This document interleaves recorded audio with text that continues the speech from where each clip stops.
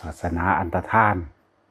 ถ้าสิเว้าแล้วเรื่องตั้งแต่ต้นกับเรียกว่าอาคัญญสูตรเริ่มต้นมานี่ก็คือเคยบอกไปแล้วเนาะในอาคัญญสูตรเรียกว่าภัตตรกัปเกิดขึ้นนี่แหละโลกเกิดขึ้นเองโดยธรรมชาติอย่างว่านั่นแหละจนถึงว่าพระพุทธเจ้ากะกุสันโธเกิดขึ้นมายุคใดเป็นยุคที่เจริญสูงสุดของโลกคือยุคที่มีพระธรรมปรากฏขึ้นมาโดยมรรคมีองค์8หรือแนวทางแห่งการปฏิบัติแต่ก็ทำตัวเองเข้าถึงพระนิพพานได้ยุคนั้นแหละเป็นยุคที่เจริญสูงสุดของโลกยังว่าศาสนาของพระพุทธเจ้ากะกุสันโธเกิดขึ้นเจริญสูงสุดมีอายุแสนปีทั้งสี่ก็เข้าสู่ความเสื่อมเป็นหนึ่งเดียวกันช่วงระหว่างพุทธันดรคือเรียกว่าพระธรรมเสื่อมบ่มีมรรคผลนิพพานแต่ว่าสิเว้าลัดเอาว่าพุทธศาสนาอันตรธาน ย่อมเสื่อมมาจากยอดมรรคผลนิพพานคือบ่มีผู้ใดบรรลุอรหันต์อนาคาเนี่ยค่อยๆถอยลงมาเรื่อยๆเด้ยุคต้นแรกคนที่บรรลุพระอรหันต์ในขณะที่สมัยพระพุทธเจ้ายังมีชีวิตอยู่จังสิบรรลุหลายเมื่อพระพุทธเจ้าสิ้นลงไปบรรลุอรหันต์น้อยลงอนาคาน้อยลงยังว่า มันเสื่อมก็ต้องเสื่อมจากยอดคือพระนิพพานเมื่อพอมีผู้ถึงพระนิพพานแล้วแต่ว่ายังมีอนาคามีสกิอยู่ทาคาอยู่มีพระโสดาบันอยู่ต่อไปต่อมากับบ่มีได้เอ่ยว่าอันตรธานแห่งพุทธศาสนาอันตรธานแห่งมรรคผลเป็นทั้งสั้นแบบศาสนาของพุทธเจ้ากะกุสันโธสูงสุดแล้วก็เสื่อมลงสูงสุดในระหว่างพุทธันดรมหาภะโกนาคมัสสะมหาภะกัสสปะจังซี่การเสื่อมของศาสนาของพุทธเจ้ากัสสปะอายุศาสนาเพิ่น 40,000 ปีจังซี่ เรียกว่าศาสอันตรธานแห่งพระธรรมอันตรธานแห่งคำสอนเดี๋ยวสิเว้าตอนอันตรธานของพระศาสนาพุทธเจ้ากัสสปะคนตะกี้มีอายุศาสนาก็ 40,000 ปีนั่นแหละนะ 40,000 ปีเสื่อมมาจากยอดจังที่ว่าไหลลงมาต่อมาพระสงฆ์องค์เจ้าก็เรียกว่าบ่มีการปฏิบัติแล้วแต่ว่ามีการถือเอาการบวชอยู่ว่ามีผ้าเหลืองน้อยห้อยหูมั่งผูกตามข้อแขนมั่งเข้าใจว่านั่นเป็นพระสงฆ์คือนาเวลามีคนตายหรือว่าเวลายังไปสวดศพจังซี่ก็ไปเข้าใจว่าล่ะหลังจากนั้นครับแม้แต่ผ้าเหลืองก็บ่มีในกองแขนแล้วนะว่าคนน่ะมันมีความโลภหนักขึ้นอายุคนก็น้อยลงเด้น้อยลงจนว่าเหลือแค่ว่า10 ปีก็เอาผัวเอาเมียกันนั่นนะแล้วก็คนก็บ่ต่างจากสัตว์ในครอบครัวเดียวกันในหลายอย่างในตระกูลเดียวกันเอากันเบิดนั่นนะคือไก่คือหยังนั่นแหละคือไก่คือหมาคือหยังนั่นแหละเป็นหนึ่งเดียวกันตอนความโลภมันหลายขึ้นเกิดสงครามเด้เกิดสงครามฆ่ากันตายไปสิเหลืออยู่ประเทศละเล็กๆน้อยๆประเทศละ1 คน 2 คนที่เหลือรอดชีวิตพวกนี้แหละย่างหามีแต่ซากศพเน่าเหม็นหรือว่ากองโครงกระดูกคนที่รอดคือคนที่เขาไปอยู่ในถ้ำแล้วก็ลึกใต้ลงไปอีกจังซี่นะที่มันรอดชีวิตนั่นนะออกมาก็มาหาผู้คนเบิดเสียงปืนเสียงระเบิดแล้วก็ขึ้นมาหาเบิ่งผู้คน ย่างไปเป็นเดือนเป็นหยังแล้วจึงไปพอคนผู้หนึ่งเห็นว่าล่ะพอจะเห็นกันแล้วเกิดความดีใจเด้แล่นเข้ามาหากอดกันดีใจว่ายังมีชีวิตอยู่นั่นแหละแล้วก็คุยกันเกิดความสลดใจก็คุยกันพอโลกเฮาห่างศีลขาดธรรมเนาะแบบนั้นเป็นคุยกันนั่นแหละจังว่าเริ่มอยู่น้ำกันเริ่มมีน้ำใจแล้วก็นางไปเรื่อยจังพอคนขึ้นไปพอประเทศนั้นประเทศนี้หลายขึ้นแล้วก็เลยเอากันไม่บัดนี้ นี่แหละคนจังค่อยขยายออกมาใหม่นะแต่ว่าอยู่ด้วยกันด้วยความรักความเมตตากันในบัดนี้เห็นบ่ล่ะอายุจังค่อยยืนขึ้นเด้อายุจังค่อยยืนขึ้นถึงว่าโลกมันสูงสุดในสิว่ายุคที่เจริญสูงสุดก็คือมียุคที่พระพุทธเจ้าเกิดนั่นแหละสูงสุดแล้ว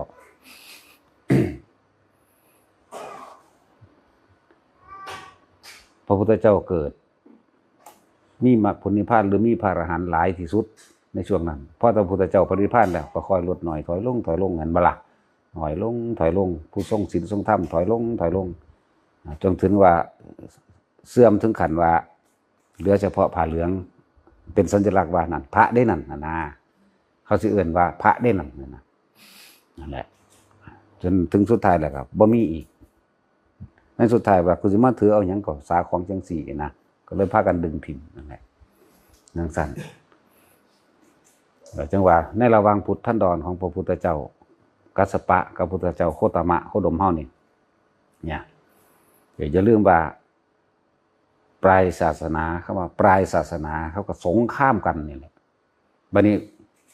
ปลายศาสนาของพระพุทธเจ้าโคดมเฮาก็เป็นคือกันเด้จักว่าล่ะนี่แหละศาสนาอันตรธานนั่นบ่ทันได้แม่นกลับอันตรธานเด้อฟังดีๆเด้ออย่าเพิ่งไปปนกันถ้าผู้ใดพอได้ยินได้ฟังได้อ่านมาแบบพุทธศาสนาหรืออันตรธานแห่งมรรคผลนิพพานเนี่ยอันตรธานขากันศาสนาพุทธเจ้าเฮาก็สิกันนี่เฮากำลังอยู่ในช่วงระยะบ่าย3จักบ่จากสูงสุดในความเจริญสูงสุดคือเป็นเทียงเข้าใจบ่จุพุทธเจ้าเริ่มจากจุติจิตของพระพุทธเจ้าที่เข้าสู่ขั้นทัพโพธรหมายถึงเข้าสู่ขั้นมารดานั่นแหละยุคเจริญในพืชพันธุ์ธัญญาหารยุคเจริญที่สามารถที่เผยแผ่ธรรมะได้จนพุทธเจ้าตรัสรู้จึงเป็นยุคสูงสุดบัดนี้เมื่อสูงสุดนั่นนี่ว่าเพิ่นปรินิพพานไปแล้วอทุสานิเพศตายไปแล้วนี่ก็ค่อยบัดนี้นั่นในกายเนี่ยค่อยลงเฮานี่อยู่ในประมาณบ่าย3ถ้าสิเทียบว่ามันสิ6 โมงแรงก็จะเฮ็ดว่าล่ะนั่นแหละซุมื้อเฮาก็เห็นแล้วตัวแม่นบ่ล่ะพ่อแม่ลูกเอากันเฮาก็เห็นแล้วเด็กน้อยเอากันเฮาก็เห็นแล้วมันสิค่อยซึมไปจังซี่ล่ะเด้อป.5 ป.6 ม.1 ม.2 บ่ต้องว่าละตอนนี้ป.5 ป.6 เฮาก็เห็นแล้วแม่นบ่ล่ะในข่าวนั่นแหละเฮาบ่เห็นกับตาดอกแต่เฮาเห็นในข่าวให้ยินได้ฟังในข่าวนั่นล่ะจังซั่นแหละนี่แหละมันเริ่มเสื่อมแบบนี้มันสิค่อยๆกลืนกินคนสิเริ่มชินเด้รู้จักบ่คนสิเริ่มชินพี่น้องเอากันนั่นเอื้อยน้องเอากันจังซี่เฮาก็เห็นมานานแล้วล่ะอันเรื่องเอื้อยน้องเอากันนั่นน่ะมันมีมาแต่เก่าอันนี่แหละคนสิเริ่มชินเนี่ยคือมรรคผลนิพพานเริ่มเสื่อมหน่อยถอยลงตอนนี้พระอรหันต์ที่มีในโลกพ่อ1,000 องค์บ่ล่ะนี่โสดาสกิทาคานี่มีพ่อนับรวมด้วยนี่มันสิมีพ่อบ่ล่ะเนี่ยตอนหน่อยลง บัดนี้สุดท้ายแล้วศาสนาพุทธเจ้าเฮาสิคือกันก็เหลือเฉพาะผ้าเหลืองน้อยห้อยหูมั่งหรือว่าสัญลักษณ์ผูกแขนเป็นคือฝ่ายผูกแขนผูกไว้หรือผูกไว้ทั้ง4เป็นสัญลักษณ์ว่าพระภิกษุนักบวชเด้อผู้ใดอยากทำบุญมีบุญสูงสุดก็ถึงขนาดนั้นว่าถวายของในของสงฆ์โดยสมมุติสงฆ์พวกนั้นก็ยังได้มีอานิสงส์มากอยู่เด้ถ้าถวายแบบว่าเป็นสงฆ์ร่วมๆนะแต่ว่าสงฆ์ตอนนั้นเขาสิมีครอบครัวจักบ่มีลูกมีเมียไถให้ดำหน้าค้าขายเป็นธรรมดาถ้าผู้ใดสิว่าสิถวายของจังซี่ก็เอิ้นบ้านนั้นมาเนี่ยผู้นึงเอิ้นบ้านนั้นผู้นึงจังซี่ล่ะตำบลนั้นผู้นึงจังหวัดนั้นผู้นึงคือหน้าที่ยังมีผ้าเหลืองเป็นสัญลักษณ์ว่าเป็นภิกษุสงฆ์นะเอามาร่วมกันแล้วถวายของท่านนั้นยังบริสุทธิ์อยู่เด้เพราะว่าถวายโดยสงฆ์จักว่าล่ะต่อไปต่อมาก็เลยโอ้ยรำคาญเลยก็ดึงออกตัวกันนั่นแหละบัดนี้พี่น้องพ่อแม่ยังก็สั่งเอากันไปเลยอายุคนหน่อยลงเหลือ10 ปีบัดนี้ความโลภของคนมันเต็มที่ก็สิเกิดสงครามนะเกิดสงครามนี่เป็นเรียกว่าอันตรธานแห่งศาสนาอันตรธานแห่งพุทธศาสนาเกิดสงครามนี่แหละคือว่าประเทศนั้นประเทศนี้ยิงกันตายเพราะว่าระเบิดอันนี้แหละคนที่รอดคือคนที่เข้าไปอยู่ในถ้ำเลิกแล้วลงไปใต้ถ้ำอีกที่นึงพุ่นล่ะ เป็นหู้น้อยๆลงไปที่อนุภาพของอันนิวเคลียร์เขาลงไปบ่ได้จังซี่นะนั่นแหละบ่มีความสะเทือนในแผ่นดินแล้วนั่นคอยขึ้นมาบัดนี้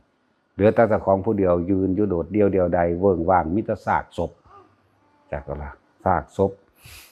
ถึงแห้งแล้งพร้อมต้นไม้อันน้ำก็กินบ่ได้อีกหลายอย่างนำไปหากันเห็นกันแล้วก็แล่นเข้าหากันกอดกันฮักกันได้บัดนี้นะแล้วคนจังเริ่มมาผสมพันธุ์กันใหม่บัดนี้ขยายพันธุ์ขึ้นคนก็เริ่มสั่งสอนกันเองให้ฮักกันเด้อมันสิเริ่มจากพวกคนพวกนี้แหละเอากันจังออกลูกออกหลานมาเรื่อยๆบัดนี้คนที่ว่ามีบุญแน่ก็มาเกิดนำกันเรื่อยๆขยายพันธุ์ขึ้นเลยจนถึงอายุ100,000 ปีบัดนี้แล้วก็อายุมาลดลง 80,000 ปี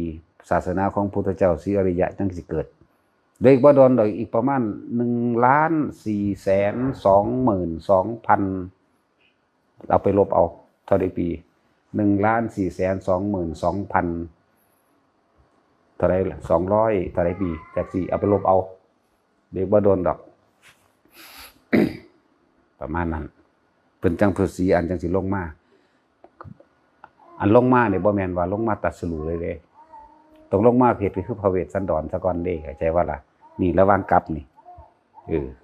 ในระหว่างกลับนี่เพิ่นยังมีมาสร้างอยู่เด้นี่ตกนรกอยู่300ศาสตร์แต่ว่าเพิ่นแบ่งภาคได้โอ้ยนั่นน่ะเห็นบ่ล่ะ เดี๋ยวก็หาเรื่องอีกแล้วเขาก็ด่ากูอีกแล้วด่ากันด่าแมงโดยภาษาบ่มีสมอง ตกรู้ต้องตกอีกแบ่งภาคต่างหากอันเป็นอาจินไตยเรื่องจังซั่นนั่นแหละเรื่องผู้เพิ่นก็สร้างถ้าเฮาสิมาเปรียบเทียบแล้วคือว่า10ชาติสุดท้ายจังซี่นะ10ชาติสุดท้ายของคือพระอันเตชะสุเนมะภูหมายถึงพระเตมิใบจังซี่นะพระมหาชนกพระวิทูลพระมโหสถจังซี่นะแต่จังมาพระเวทนะเตชะสุเนมะภูจะนาวิเวนี่พระเวสสันดรจังซี่นะแล้วจังขึ้นไปไหมเขาไปเป็นเทพสันดุสิตบัดนี้หมายถึงพระศรีอริยะนี่แหละขึ้นไปเป็นสันดุสิตไหมแล้วก็ตรวจสอบเบิ่งว่าตรวจสอบเบิ่งแล้วว่านี่โลกกำลังอยู่ในช่วงระหว่างสามารถปรับเปลี่ยนแปลงมีมรรคผลเกิดได้เป็นยุคที่พอดีนั่นแหละเพิ่นก็เร่งเบิ่งแล้วก็มีพวกพรหมทั้งหลายเทวดาทั้งหลายตอนนี้คนเริ่มประมาทแต่ว่าที่แรกกันน่ะอายุถึง100,000 ปีคนเริ่มประมาทนั่นบ่แล้วอายุแล้วหลายเรื่องมาเหลือแค่ 80,000 ปีโลกกำลังสิอยู่ในวิปโยคแต่ว่าสามารถสิสั่งสอนได้ให้เห็นทุกได้เพิ่นก็ตรวจเร่งเบิ่งโดยพยานของพระองค์เองนั่นแหละผู้ใดสิเป็นแม่สมควรเป็นแม่นอผู้ใดสมควรเป็นพ่อนอเกิดอยู่เมืองใดนอผู้ใดเป็นนั่นเป็นนี่เพิ่นเร่งเบิ่งว่ามันสมบูรณ์อยู่แล้วนั่นแหละเพิ่นจึงลงมา15 ค่ำเดือน 7นั่นแหละเป็นวันจุติจิตของโพธิสัตว์ทุกองค์นั่นแหละ15 ค่ำเดือน 7เด้ออันนั้น ใน15 ค่ำเดือน 7นี่นรกก็หยุดทำงานในมื้อนั้นสัตว์ที่เคยเป็นศัตรูคู่อาฆาตกันก็ฮักกันไปเลยในมื้อนั้นเด้คนง่อยเปียเสียขาปัญญาอ่อนก็หายเลยคนตาบอดแต่กำเนิดหรือเพิ่งจะตาบอดก็สร้างกลับกลายเป็นตาดีคือเก่าในมื้อนั้นเด้ในรอบของมือแจ้งวันใหม่ถึงแจ้งวันใหม่มองเห็นลายมือถึงมองเห็นลายมือในมื้อนั้นอย่างเช่นเสือกำลังไล่กระต่ายจังซี่พุทธเจ้าจุติจิตลงมาสู่ขั้นทัพโพธรแห่งมารดาปึ๊บจุติปั๊บสัตว์นั่นก็หักกันเลยงูกับพังพ่อนสู่กันอยู่ก็เป็นหมู่กันเลยอันที่เป็นแล้วเป็นไปเลยเด้เข้าใจบ่ล่ะเป็นไปเลยนะแต่ศัตรูคู่อาฆาตกำลังสิฆ่ากันเศร้าบ่ฆ่ากันเลยนะเป็นนิมิตหมายว่าผู้มากผู้ด้วยเมตตาลงมาเกิดแต่ว่าล่ะสัตว์โลกทั้งหลายสิทำความเข้าใจแจ่มแจ้งนิมิตหมายของคนตาบอดแต่กำเนิดสิถือคนตาบอดแต่กำเนิดที่มองเห็นหงส์ใดก็เป็นนิมิตหมายดวงตาของโลกสิเกิดขึ้นแล้วเปิดขึ้นแล้วดวงตาของโลกดวงตาของจักรวาลเกิดขึ้นแล้วคือว่าพระสัทธรรมสิ เริ่มมาเผยแผ่เริ่มมาขยายขึ้นคนสิบรรลุมรรคผลนิพพานใหม่อวิชชาถูกเปิดว่าง่ายๆแบบนี้บ่ง่ายดอกว่าถ้าวางสิก็เลยบ่จักหยัง มีจักว่าตัดสินนั่นแหละอวิชชาสิถูกเปิดเผยเลยเป็นนิมิตหมายว่าคนตาบอดได้กำเนิดก็สามารถตายดีได้ในมือนั้นคนง่อยเปียเสียขาปัญญาอ่อนพิการทุพพลภาพทั้งหลายก็ด้วยว่ามิจฉาทิฏฐิทั้งหลายที่คนมีความเข้าใจหลายๆอย่างและทำอาชีพเป็นทุจริตก็สิถูกเปิดเผยขึ้นหันเข้ามาสู่สัมมาทิฏฐิได้นะและความจุติจิตของพระพุทธเจ้าจึงนรกก็หยุดทำงานในเมื่อนั้นนะนรกหยุดทำงานเท่านั้นแล้วสัตว์โลกที่ว่าบาดนี้เป็นยังสัตว์โลกที่ว่าเป็นศัตรูกันเสือไล่กับตายอยู่ดีๆนี่เพราะถ้าเพิ่นเคลื่อนที่จุติจิตลงมาปั๊บเนี่ยหักกันเลยแล้วก็ศัตรูคู่อาฆาตกันที่เคยสร้างกันก็หักกันเลยบ่เป็นศัตรูกันอีกต่อไปหมายความว่าในการแสดงธรรมเพิ่นสิเผยแผ่ธรรมด้วยอาศัยอำนาจแห่งเมตตากรุณามุทิตาอุเบกขาเป็นหนทางในการแสดงธรรมนะมาเลยมีความหมายวางจันแหละจังว่าความเจริญสูงสุดคือความเจริญอันมีมรรคผลนิพพานเกิดขึ้นนะก็คือมีพุทธศาสนานั่นแหละหนทางของผู้รู้ได้เกิดขึ้นแล้วบังเกิดขึ้นแล้วที่มีคนบรรลุมรรคผลนิพพานหลายสั้นบัดนี้อันตรธานแห่งกับอันตรธานแห่งศาสนาคนละอย่างกันอยู่เด้ออันตรธานแห่งศาสนาคือการสงครามกันเหลือประเทศละ1ละ2เข้าใจว่าล่ะนี่เป็นอันตรธานแห่งศาสนาเด้คนบ่ทันเบิดเข้าใจบ่แต่ว่าอันตรธานแห่งกับนี่เบิดคนเลยเบิดสัตว์พร้อมธรรมดาเด้อันตรธานแห่งกับนี่บัดเอาสิ้นศาสนาของพระศรีอริยะเมตไตรบัดนี่สิเป็นอันตรธานแห่งกับภัตตรกัปนี่มีพระพุทธเจ้า5องค์มันบ่ล่ะอันตรธานแห่งกับนี่มันก็ไหลไปในระบบเดียวกันเมื่อพระศาสดาพุทธเจ้าศรีอริยะปรินิพพานไปแล้วศาสนาก็เริ่มส่วนจากยอดคือมรรคผลนิพพานคอยสันลงแบบเดียวกันเบิดเป็นแบบเดียวกันเบิดคนก็เริ่มเห็นแก่ตัวมากวันนี้มีสงครามมันนั่นกันแต่ว่าวันนี้ดวงอาทิตย์โผล่ขึ้นมาดวงที่1ที่2ได้บัดนี้โผล่ขึ้นดวงที่3อีกน้ำในทะเลก็แห้งโผล่ขึ้นดวงที่4แม่น้ำในดินก็สิแห้งอีกน้ำในดินนี่จากที่แรกอันน้ำนี่น้ำทะเลแห้งไปก่อนเข้าใจบ่น้ำที่อยู่ข้างบนนี่แห้งไปก่อนดวงก็ยึดขึ้น3ขึ้น4ขึ้น5ดวงบัดนี้น้ำในดินก็แห้งแต่ว่าเหลือเฉพาะอันเครื่องที่เขาสามารถที่เฮ็ดอีหยังที่ว่าผลิตน้ำกินเองผลิตน้ำแบบน้ำหลอดมันไหม กินไปหน่อยๆก็อิ่มมันนะเดือนที่6ขึ้นมาสิ่งเหล่านี้งวดออกเอาเองคือมันหายแห้งมันแห้งเอาเองว่าอาจสามารถได้เพราะว่าโลกมันร้อนคนอยู่โดยการสั่งกระจกโดยสั่งเรื่องกระจกอหยังของเขาเองแต่ก็อยู่ในใต้ดินเจาะไปใต้ดินแหละแต่ว่าทนนั่นบ่ได้โลก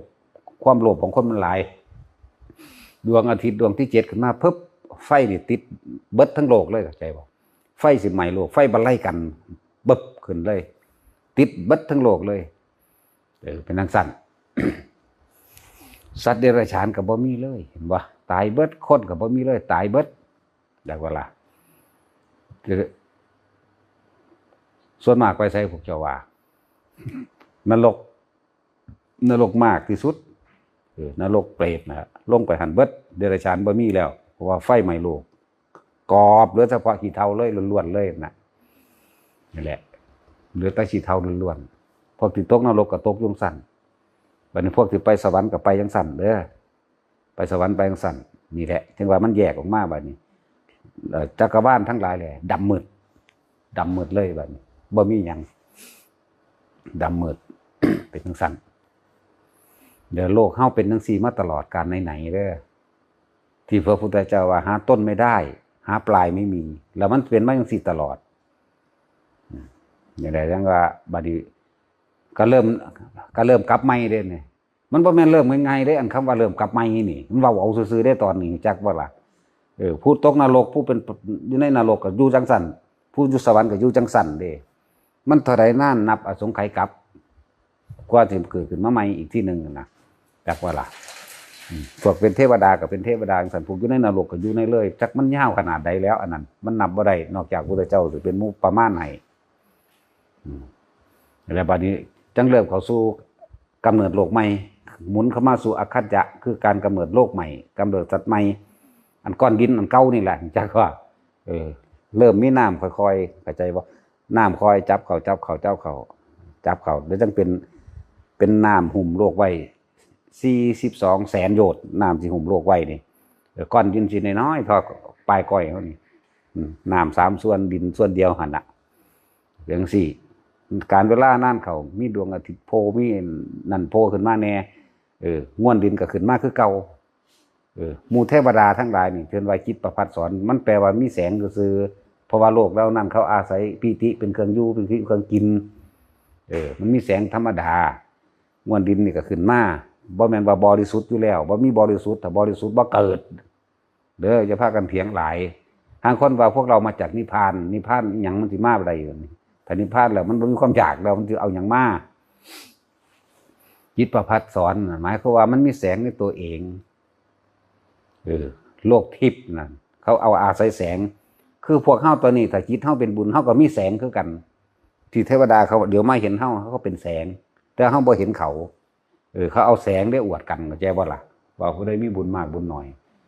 คืออังกูลเทพบุตรหากก็เกิดแสงมันใหญ่กว่าพระอินทร์อีกจังซี่นะเขาเอาแสงโดยสมมุติว่าแสงนั่นแหละ แล้วก็มาเริ่มตั้งกลับใหม่เห็นบ่ล่ะกลับต่อไปเป็นสารมันทกลับบัดนี้เป็นทางสั้นสารมันทกลับเด้อกลับต่อไปพวกเจ้ากระถากลับต่อไปเด้อเพราะงี้สิ้นเจ้าสิไปถากลับต่อไปเยอะบ่พวกเจ้าไปอธิษฐานกันไว้กับเมียเจ้าอยู่บ่แม่นบ่เขาจะเกิดร่วมกันตลอดไปตลอดอนันตกาลพวกเจ้าเคยว่าไว้อยู่บ่ไปเกิดร่วมกันอยู่ทั้งสั้นแหละเป็นมะม่วงก็เป็นน้ำกันเป็นหมาก็เป็นน้ำกันเป็นเป็ดก็เป็นน้ำกันเอาอย่าว่าฮิปโปสั้นหัวซื่อดอกนั่นแหละที่บอกว่ามันเป็นทั้งสี่ของมันมาตลอดเด้แล้วพวกเฮายังสี่สนุกสนานล่าเริงบันเทิงต่อไปอยู่บ่หันนาเป็นของมันมาจังสี่เด้อที่ว่าก้อนหน้าภัตตลกัปนี่เกิดมีอีกบ่ก็มีก่อน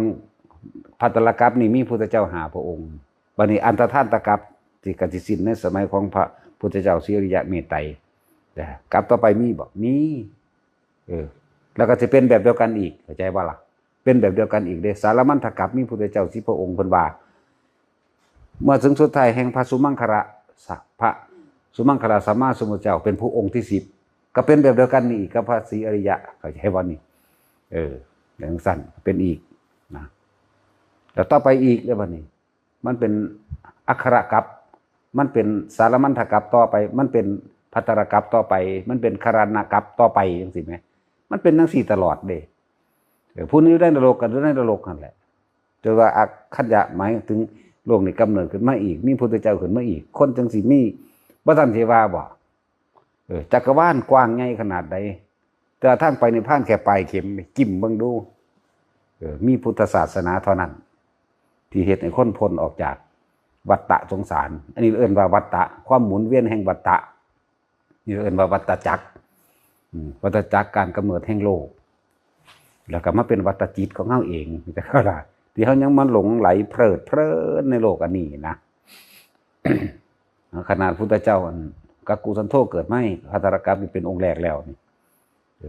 ก้อนอันนั้นมีบ่มีจักว่าล่ะก้อนอันนั้นไปอีกบ่มี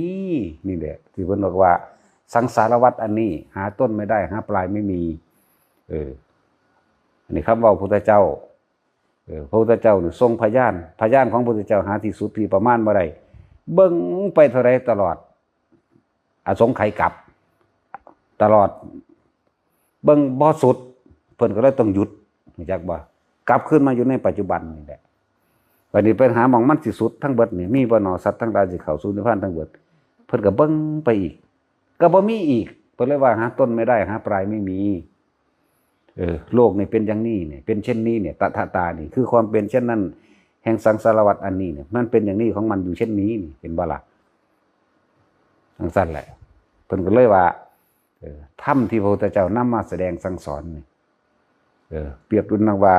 ใบไม้ในกำมือมั่งเปรียบดุจดังว่าเศษดินที่ปลายเล็บมั่งเนี่ยเพิ่นเทียบเศษดินที่ปลายเล็บกับธรรมที่เพิ่นรู้นั่นนะเหมือนกับว่าดินทั้งโลกนี่ไหมดินทั้งโลกนี่กับเศษดินที่ปลายเล็บนี่นะอันใดมันมากก็กันโอ้ยแต่หมามันเว้าได้มันก็สิตอบได้อยู่เด้เนาะจริงๆมันก็เว้าได้อยู่เด้มันต้องบ่เป็นภาษาคนภาษาเฮาบ่เข้าใจซื่อๆไผก็ตอบได้ตัวจังซั่นแต่สิมึงตอบได้บ่นี่ดินอยู่ปลายเล็บนี่กับดินทั้งโลกกันได้หลายกว่ากันเนาะเพิ่นก็ตอบได้ตัวนั่นแหละธรรมะที่เพิ่นเอามาแสดงกับพวกเฮานี่โดยแล้วแต่ย่นย่อเข้าสู่เป็นของที่มีประมาณหน่อยก็สร้างแต่ว่าถึงพระนิพพานได้พวกเฮาฟังแล้วมันเป็นมันเป็นตะไปอันสั่งผู้นั้นฮักผู้นี้อยากได้อยากดีอยากมีอยากเป็นแย่งชิงฉกชิงวิ่งเล่าตีขากันอยู่บ่พวกเฮาฟังแล้วจังสิอายุแต่ของนี่หน่อยนึงมึงผู้ใดผู้พ่อลอยได้อยู่นี่อยู่ในนี่เบิดนี่บ่พอ100 ปีหรอกนับจากนี้ไปแม่ถ้าพญาค่อนถ้าอีก100 ปีสิเป็นเท่าใด160เอาอยู่บ่แต่ว่าเขาแก้ใส่รถเข็นเอายางเสียบน้ำหูดังเจาะไปน้ำข้อเด้เฮ็ดแงกไปอยู่หั่นจังซั่นแล้วถ้ายังอีก100นึงเอาบ่มีผู้ใดพอดอกบ่ถึงนั่นแหละมันเป็นจังซี่มาตลอดกาลไหนๆก็เลยว่าสังสารวัฏอันยาวนานหาประมาณบ่ได้หาต้นไม่ได้หาปลายไม่มีเนี่ยพวกเธอทั้งหลายยังพากันเพลิดเพลินอะไรกันเหรอนี่นะสนุกสนานอะไรกันเหรอนี่มันธรรมดาเด้ท่านยังมาเพลิดเพลินมามัวเมาหยังกับโลกอันนี้เห็นป่ะทางดับทุกข์มันมีอยู่แล้วก็คิดเบิ่งบัดนี้ความเกิดการเกิดของมนุษย์ก็เกิดยากขนาดนั้นเลยแม่นบ่ล่ะพญาคลอดบาดนี้กว่าสิเกิดเป็นคนได้ไหมนี่แล้วจังซี่แล้วยาวนานขนาดใดอันตทาลกับ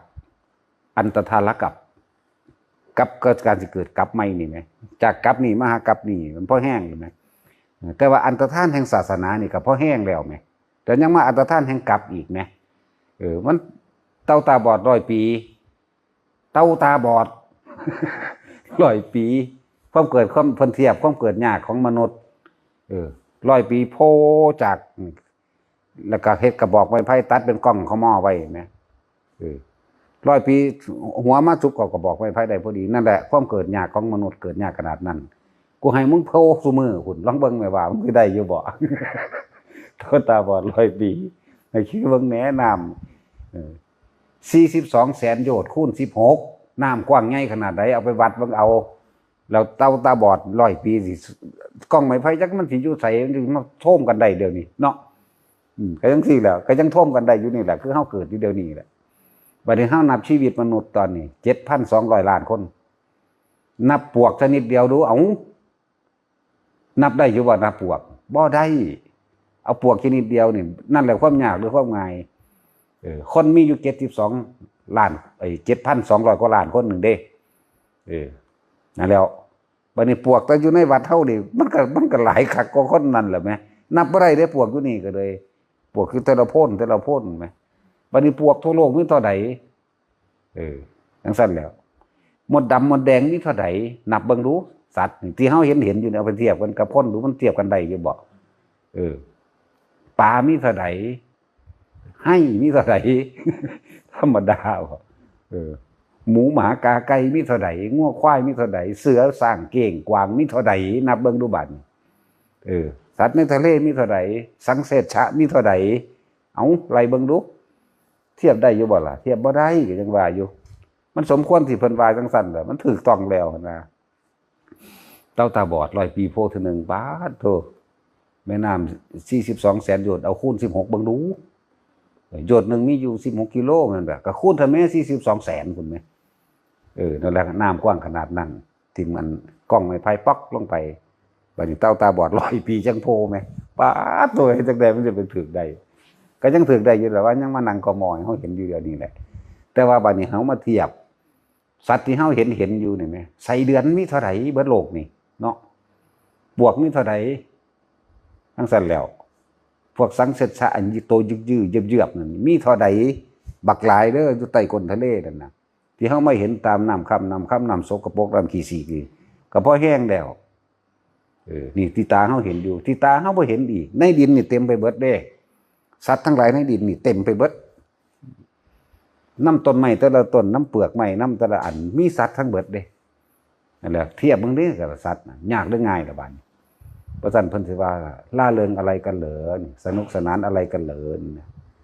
พวกเธอทั้งหลายยังพาประวัติเมาอะไรกันนะนั่นแหละคือมันเป็นจังซี่มาตลอดกับนี่มีพระพุทธเจ้า5 องค์บางกับมีองค์เดียวเด้กับของพระ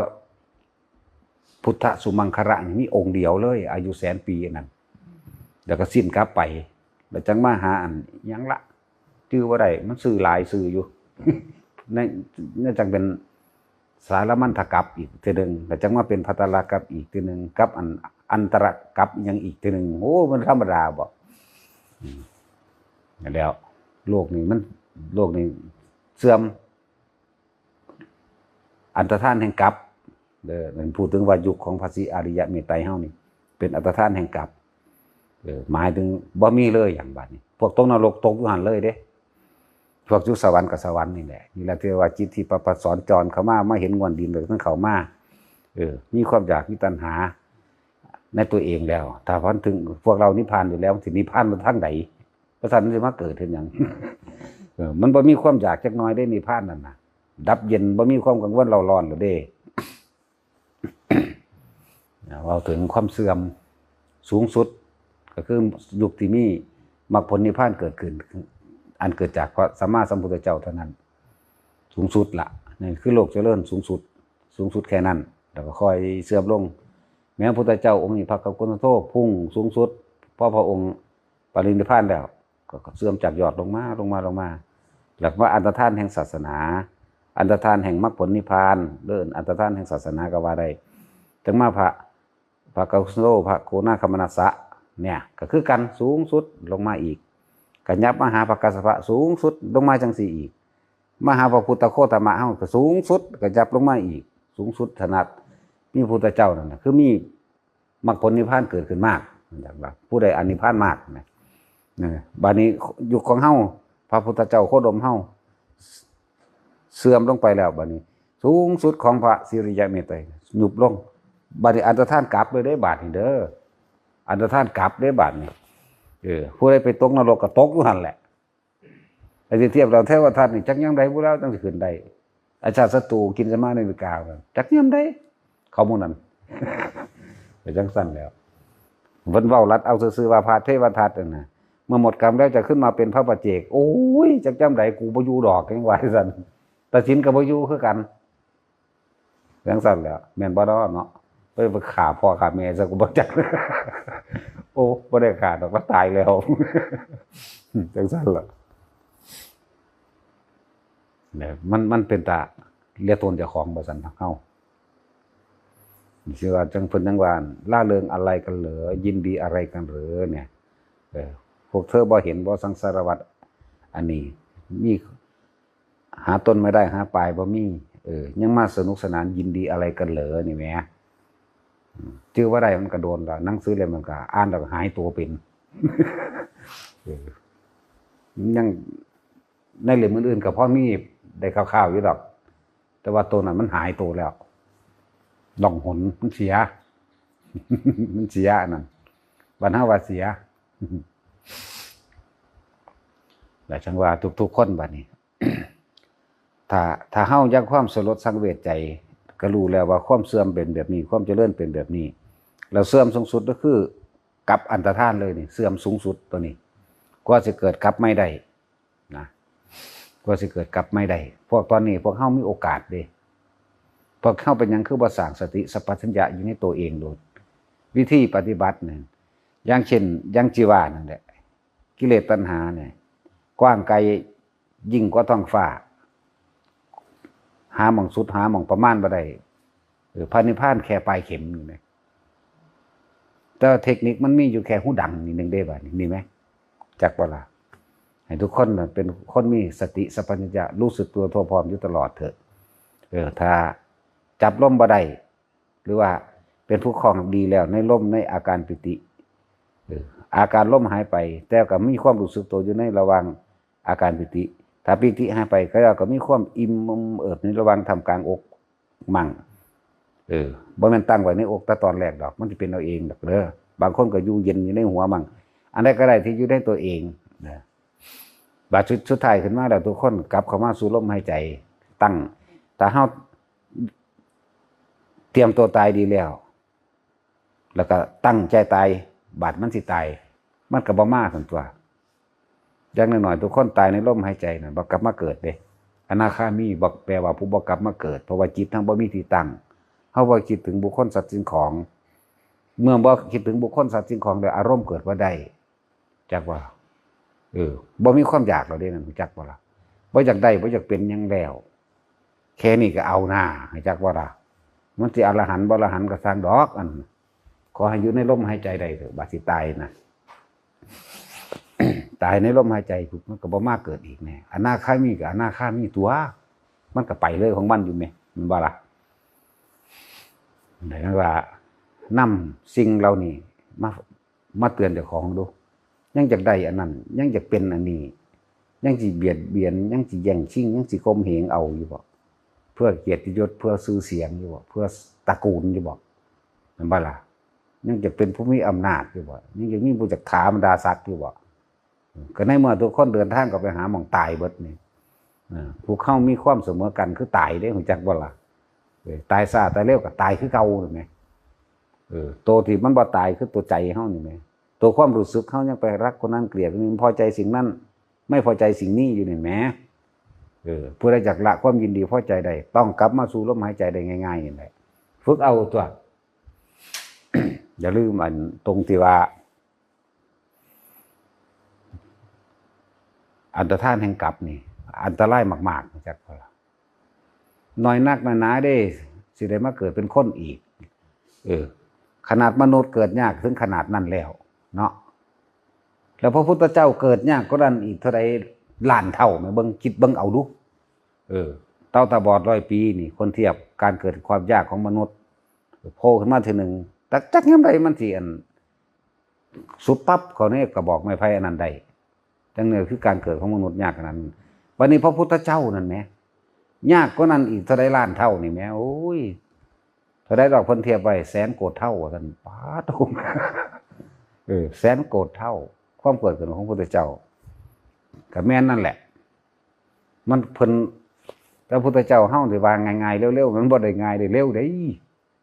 สิอสงไขยแสนมหากัปนี่มันบ่แม่นธรรมดาเด้อสงไขยจักเพิ่นสิไปประมาณจังได๋เหลวเนาะถ้ากัปนึงเฮาก็ว่ายากคักแล้วเฮาสิไปประมาณเอานั่นน่ะอันนี้สงไขยมันนี่แหม160กัปเป็นนึงอสงไขยนับปีก็ดูผู้ใดอยากเป็นบ้าก็เอาไปนับรถว่านับได้บ่เครื่องคิดเลขก็ระเบิดรู้จักว่าล่ะนั่นแหละยังสั่น160 ล้านอสงไขยบ่แม่น160 ล้านกับเท่ากับ1อสงไขยว่าซั่นเพิ่นประมาณเอาซื่อๆเด้บ่ได้ตายตัวดอกหรือตายตัวก็ไม่รู้ล่ะ น่าจะตายตัวอยู่เพราะว่าเพิ่นเว้าคำใดเป็นคำนั้นพญาคอนเอาไปคิดเด้อคิดตะนี่เท่าตายพุ่นล่ะ 160 ล้านกับเท่ากับ1อสงไขยว่าซั่นเข้าใจบ่ล่ะถ้ากับ1มันก็พอแห้งแล้วนี่มัน160 ล้านกับว่านี่แหม โอ้ยเด้อจังซั่นแหละนั่นแหละอสงไขยกว่าสิบำเพ็ญบารมีเต็มได้รับพุทธธรรมนายพุทธธรรมนายนี่4อสงไขยเบิ่งดูนี่เอ้าคิดเบิ่งดู4อสงไขยแสนกับได้บัดนี้ยังมามีแสนอีกอยู่แม่ กว่าสิได้เป็นพระพุทธเจ้าโคดมตมะเฮานี่แม่ บัดนี้พระศรีอริยะเมตไตรได้บัดนี้16อสงไขยแสนกับเบื้องต้นน่ะแต่ว่าเพิ่นเต็มเบิดละยังก็ดีสมัยนั้นเพิ่นเกิดเป็นพระอาชิตภิกษุลูกพระเจ้าอาชาติศัตรูหลานพ่อใหญ่อันพิมพิสารจักว่าล่ะและต่อมาเพิ่นก็เกิดเป็นพระอีกองค์นึงแหละต่อมาก็เป็นหลวงปู่ทวดหลวงปู่ดูมื้อนี่ล่ะเว้าแม่งโลดแต่ได้เว้าแล้วก็เลยเนาะแต่เว้าแนวประหลาดกูก็เว้าบ่แห้งแล้วล่ะ เว้าเรื่องกลับเว้าเรื่องอสงไขยก็ยังเว้าบ่แห้งแล้วภาษาซ้ำนี้มันสิเว้าบ่ได้เอาโลด มันแม่นของง่ายๆเด้เนาะสิได้ยินได้ฟังนะเว้าพอได้มีบุญหูให้คนได้ฟังมึงแน่เนาะแต่สินพ่อมีบุญหูว่าเจ้าหูหนวกๆกับมีบุญน้ำเขาอยู่ดี กระดานหูหนวกเนาะเคยกระหางหูหินแล้วกลับเป็นจังสั่นอสงไขยเป็นจังสี่เนาะและจังหวะถ้าผู้ใดว่าจะเกิดอีกนะฝึกอานาปานสตินั่นแหละง่ายแล้วฝึกแบบไรก็สร้างดอกว่าแต่มันบ่มาเกิด แต่ว่าเขาเน้นลมหายใจเขาเองพอเป็นของที่อยู่กับตัวเขาเองทำความรู้สึกตัวทั่วพร้อมให้รู้ลมเข้าให้รู้ลมออกแต่ลมเข้าลมออกมันหายไปแล้วแต่ว่าอยู่ในความรู้สึกตัวของอาการปิตินิ่มนวลอย่างใดอย่างหนึ่งเกิดขึ้นก็อยู่กับความรู้สึกตัวนั้นถ้าความรู้สึกตัวนั้นมันหายไประดับ3แล้วเกิดความอิ่มปลื้มปิติปราโมทย์จิตปราโมทย์หรือมันเทียบยากๆตัวนี้จิตเบากายเบามีความโล่งๆโปร่งๆอยู่ในระหว่างทำกลางตัวเองนั่นแหละที่ว่าทำกลางอกก็ได้ที่ว่าอันใดอันหนึ่งที่มันลอยๆอยู่คือลู่อยู่ซื่อๆนี่ก็ได้แต่ทั้งนั้นแหละอธิบายยากวะแนวนั้นสั่นนั่นแหละอันใดก็ได้อยู่ในกายอยู่ในเวทนาอยู่ในจิตแล้วก็รู้เท่าท่านคำว่าสิ่งทั้งปวงให้ได้อยู่ในกายลมหายใจเป็นกายในกายอันหนึ่งอยู่ในเวทนาอันเป็นอุเบกขาเวทนาคืออาการปิติที่มันเกิดเพราะว่าจิตมันบ่คิดนึกถึงบุคคลสัตว์สิ่งของอารมณ์ที่เกิดพอใจและไม่พอใจอารมณ์นี่เกิดบ่ได้ก็อยู่ในความรู้สึกนี้เข้าใจว่าล่ะต่อมาแม้แต่ความรู้สึกอันเป็นทิ้งนี่หายไปก็ตามมันอยู่ในความอิ่มเอิบอยู่ในความโล่งๆเบาๆโปร่งๆแล้วมันก็จะเห็นสิ่งทั้งปวงเกิดขึ้นแต่ว่าเขาสิเอามาคิดบ่เท่านั้นคำว่าธรรมนั่นเองธรรมในธรรมจักว่าล่ะกายในกายเวทนาในเวทนาจิตในจิตมันก็เป็นธรรมและในธรรมและมันยังกระทางกระทบสัมผัสเกิดขึ้นยังกระทางไม่คิดไม่นึกถ้าผู้ใดอยู่ได้ที่แรกเขาก็ฝึกอันนี้แหละอานาปานสตินี่ซะก่อนที่บอกว่าจับจุดอารมณ์ไว้เด้อเพราะว่าทุกคนจะต้องให้รู้สึกตัวทั่วพร้อมได้ทุกขณะแน่บ่แม่นว่าสมาธิหรือว่าการมาฝึกนี่มีแต่เป็นการนั่งลุกแล้วลืมเลยว่าเป็นแบบนั้นเฮาจึงให้ฝึกให้เป็นคนมีสติสัพพัญญะรู้สึกตัวทั่วพร้อมทั้งยืนทั้งเดินทั้งนั่งทั้งนอนทั้งกินเข้าห้องน้ำหลายๆอย่างขอให้อยู่ในกายอยู่ในเวทนาอยู่ในจิตในธรรมในตัวเองให้ได้แค่นี้มันก็ไปได้แล้วคำว่าไปเป็นซื้อความหมายแทนว่าซื้อได้มันบ่ไปใส่ดอกมันดับในนี่แหละเพราะวันอยู่เอากายเป็นใหญ่เอากายเป็นเครื่องอยู่เป็นวิหารละเป็นวิหารละใจ เป็นที่อยู่แห่งความรู้สึกตัวทั่วพร้อมของตัวเองใจว่าล่ะ คนที่อยู่กับความรู้สึกตัวทั่วพร้อมของตัวเองหรือสติอยู่กับลมหายใจเข้าออกแสดงว่ามันบ่ไปคิดหาบุคคลสัตว์สิ่งของเมื่อไม่คิดไม่นึกหาบุคคลสัตว์สิ่งของแล้วมันก็เป็นอุเบกขาแล้วนั่นแหละอย่างน้อยๆจิตเรานี่นั่นน่ะ มันก็เป็นพรหมใดจากมันเป็นอุเบกขามันเป็นกลางๆอยู่แต่ว่าด้านสติปัญญามันนี่คือเก่าแหละ มันเป็นเขาชาติตายเว้ย จากเวลาสมถะกับวิปัสสนามันตีคู่กันอยู่แล้วที่พวกเฮาเฮ็ดอยู่เดียวนี้ย่างไปเห็นนั่นเห็นไอ้นี่ถ้าบ่คิดบ่นึกมันก็ดับบ่แห้งตัวทั้งว่าธรรมในธรรมหรือการเห็นข้างในจะสิวางได้นอเดี๋ยวสิเปรียบเทียบว่าบุคคลที่เป็นผู้มีสติรู้ลมหายใจเข้าออกลมหายใจเข้าออกเฮาบ่คิดบ่นึกอาการปิติก็เกิดพร้อมเด้อปิติเกิดขึ้นปิตินี่เป็นสื่อใส่แทนคำว่าอุเบกขานะคือเฮาบ่คิดบ่นึกหรือว่าเฮาย่างไปนี่ลมหายใจกับอุณโลมใดอย่างใดอย่างหนึ่งนะเฮาเห็นเขาเฮ็ดนั่นเฮ็ดนี่ เฮาเห็นอยู่ยินอยู่รู้เรื่องอยู่แต่ว่าเฮาบ่คิดบ่นึกบ่เข้าไปยืนยันบ่เข้าไปตัดสินในความผิดในความถูกในใดๆทั้งสิ้น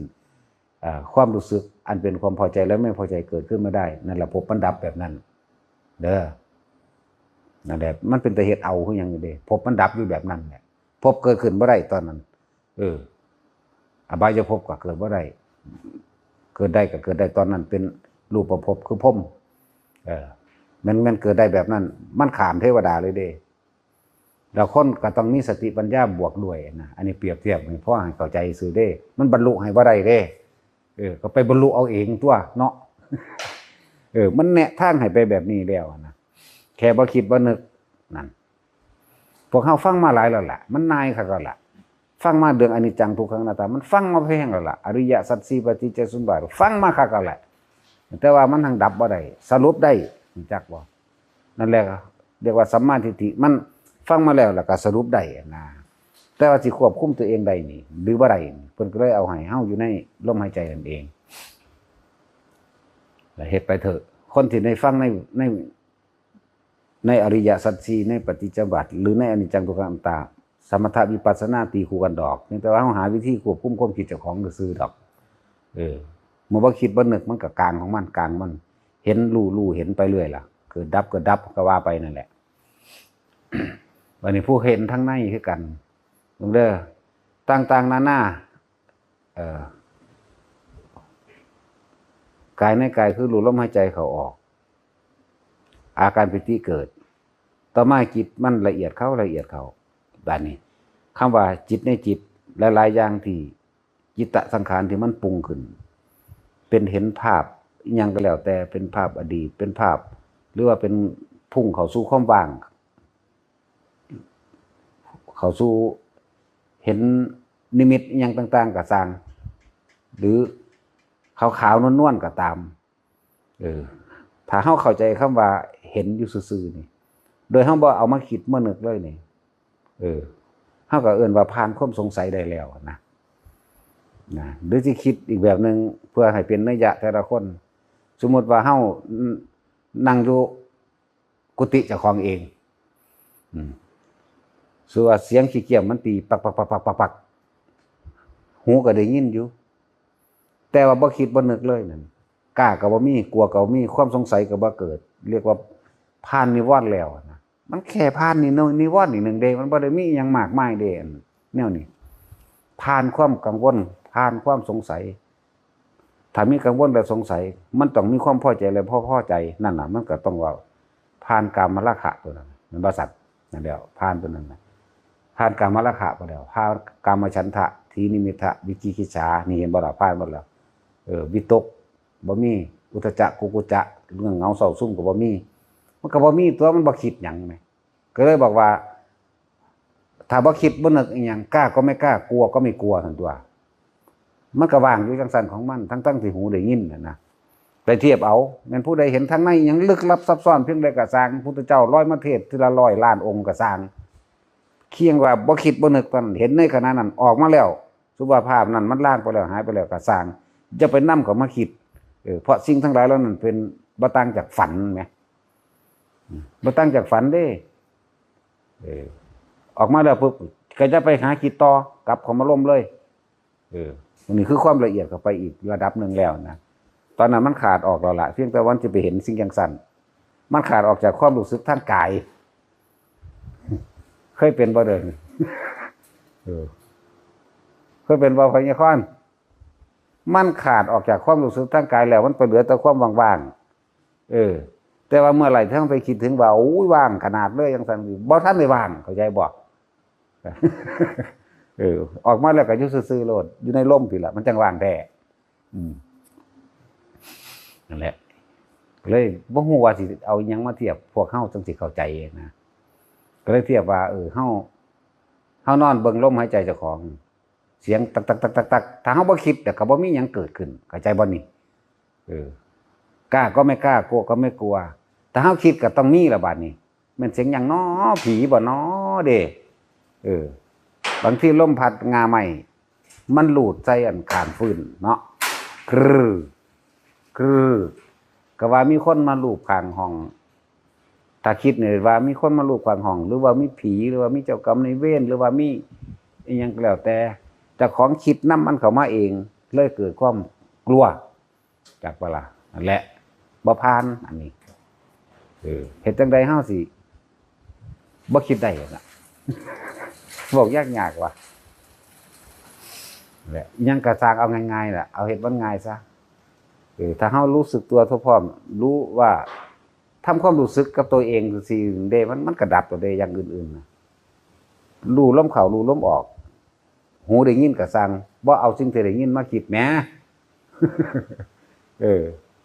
ผู้ใดเว้าเรื่องใดก็สั่งบ่นำมาคิดจักบ่ล่ะบ่ให้มันเกิดอารมณ์ใดเท่านั้นมันดับแล้วเด้นั่นน่ะแหละแค่ทำสติให้รู้สึกตัวต่อของเองเอาละนาจึงบอกว่าบางคนขั้นต้นแรกที่เขายังฝึกอยู่ลมเข้าลมออกก็รู้อาการปิติอุณาโลมก็เกิดจังซี่ก็อยู่กับแค่นี้บางทีลมมันหายไปเหลือแต่อุณาโลมก็อยู่กับอุณาโลมอันนี้ก็เอิ้นว่าอยู่ในกายในเวทนาของเจ้าของคือเก่าจากว่าล่ะบาดนี้ตัวนี่มันละเอียดขึ้นจังซี่ว่างๆเบาๆก็ให้รู้ว่าว่างๆเบาๆนั่นแหละแม่นสิเห็นอีหยังลึกลับก็จะนำไปคิดนะนั้นเทวดาลอยมาบ่เรื่องยังออกจากกกไม้ก็ตามอย่านำมาคิดเด็ดขาดก็เห็นอยู่จังซั่นถ้ามันสิคิดกลับมาล้มซะก่อนมันลังสิปึ๊บไปนี่กลับมาล้มโลดนะมาหาต้นมันก่อนนะรู้จักสิอธิบายว่าง่ายปานนี้แล้วก็เลยแต่ศูนย์คือยังไงเลยเนาะแค่บ่คิดบ่นึกนี่ก็บรรลุแล้วมั้ยนิพพานเหรอเด้รู้จักว่านิพพานนี่คือดับเย็นเด้นิพพานนี่คือบ่มีความปรารถนาหยังเด้มันเลยบ่เร่าร้อนมันเลยบ่ได้กังวลเพราะว่ามันบ่อยากได้บ่อยากเป็นหยังนี่แหมแค่นี้นึงเด้เห็นอยู่ก็ซื่อๆอยู่นั่นนะมันเป็นจังซั่นแหละผู้ใดสิให้ค่าเฮาแนวใดก็เฮาก็ซื่อๆอยู่เขาด่าเฮาก็ซื่อๆก็บ่คิดเดี๋ยวมันสิไปยากหยังวะแม่นบ่ล่ะเขาด่าก็ฮู้อยู่เด้อว่าเขาด่าว่าลูกอีหาลูกอีหยังนั่นนี่สันดานหมาสันดานหมูก็เลยถ้าเฮาบ่คิดแล้วก็ซื่อๆอยู่ได้ล่ะแม่นบ่ล่ะเขาย่องเขามาให้ค่าโอ้ยดีใจหลายได้เห็นอันนั้นอันนี้พระอรหันต์เขาว่าจังซี่เนี่ยมันก็ซื่อๆอยู่ได้เพราะว่ามันบ่เป็นหยังเข้าใจบ่ล่ะถ้าบ่คิดแล้วมันก็บ่ได้บ่เป็นหยังจบอยู่แค่นั้นนึงนะก็ฮู้อยู่ได้ว่าเขาว่าจังซั่นจังซี่ก็ดีนะแต่ว่าทุกคนตั้งให้ในลมหายใจให้ได้มากๆก่อนเด้อแล้วขั้น2 3 4มันสิเป็นเอาเองดอกเฮาบ่นิยมว่าชั้น4ดอกมันเป็นเอาเองซะก่อนจริงเหล่านั้นน่ะทุกคนตั้งมั่นในลมหายใจแหละที่บอกว่าเกิดหยังขึ้นนี่เกิดหยังขึ้นนี่ให้พวกเจ้ากลับมาลมหายใจให้เร็วอย่าคิดนะทิมมันคิดได้พวกเจ้ารู้เหตุผลมันแล้วก็มันได้หยังกับอันที่ว่ารู้เหตุผลมันแม่นบ่ซั่นคือหลวงปู่ชาเพิ่นว่าอยู่นอกเหตุเหนือผลก็แปลว่าบ่คิดถึงตัวมันบ่อยากได้บ่อยากเป็นน่ะนะในแต่ความสงบจังซี่เพิ่นก็บ่ให้อยากถ้ามันค่าอยากอยู่มันก็บ่สงบแล้วเนาะในแต่ความเป็นหยังเพิ่นก็บ่ให้เป็นอีกแน่ก็สิไปสำคัญมันหมายคิดขึ้นมาว่ากูเป็นอันนั้นแล้วกูบรรลุอันนี้แล้วบอกนั่นนะจังซั่นแล้วแต่หลวงตาว่านี่อย่าออกจากหูดังเด้อเท่านั้นเด้หลวงตาว่าก็แม่นความเพิ่นตัวกับความหมายเดียวกันได้เพิ่นเว้าว่านี่อย่าออกจากหูดังเด้อนี่ถ้าออกจากหูดังหมายถึงคิดเข้าใจบ่ถ้าอยู่ในลมหรือมันบ่ได้คิดหยังมันอยู่ในนี่เท่านี้นึงมั้ยจังซั่นแหละง่ายๆเอ้าจะมาทาน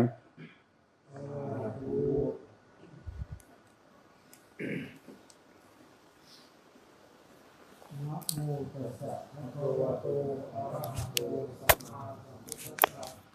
นะโมตัสสะภะคะวะโตอะระหะโตสัม